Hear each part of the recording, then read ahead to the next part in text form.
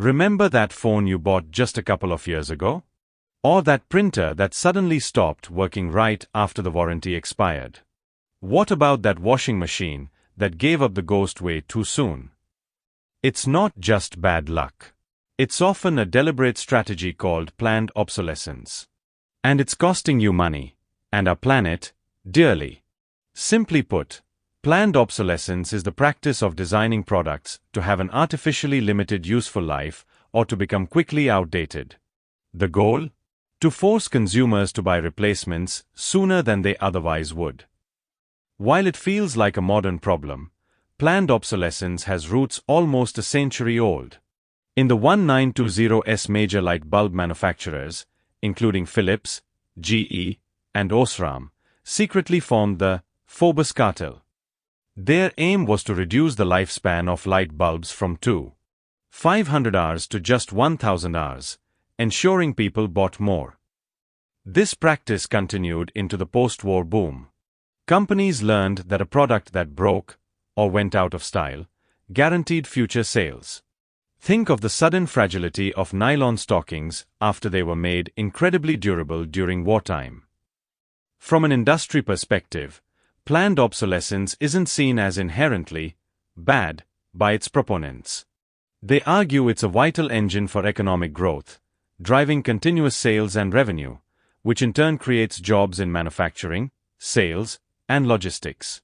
It also pressures companies to constantly innovate, pushing out new features and designs to entice consumers to upgrade, which can lead to technological advancement. Today, planned obsolescence is more sophisticated. One primary method is contrived durability, where products are physically designed to fail. This could be using cheaper, fragile components in critical areas, or integrating parts so tightly that one small failure necessitates replacing the whole unit. Then there's systemic obsolescence. This isn't about physical breakage, but about making the product unusable or impractical. This can happen through software updates that slow down older devices, making parts unavailable, or even intentionally limiting repair information and tools. Finally, there's perceived obsolescence. This is less about engineering and more about marketing.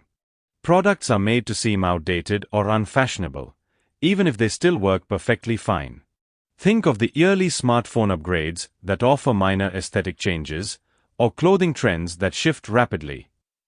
The most visible consequence of planned obsolescence is the massive environmental burden. We are generating mountains of electronic waste, or e-waste, at an alarming rate.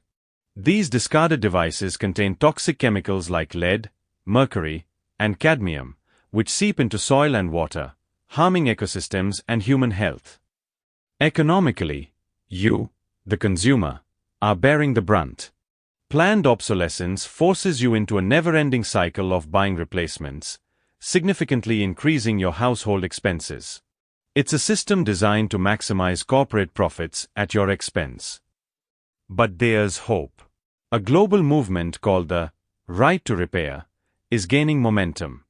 Activists, independent repair shops, and even some lawmakers are pushing for legislation that would force manufacturers to make products easier to repair, provide spare parts, and share repair manuals and diagnostic tools.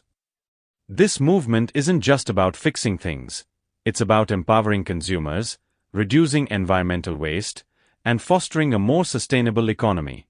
Imagine saving money by extending the life of your devices, or having the choice to take your product to any trusted repair shop. Planned obsolescence isn't just an inconvenience, it's a fundamental challenge to our consumer rights and our planet's health.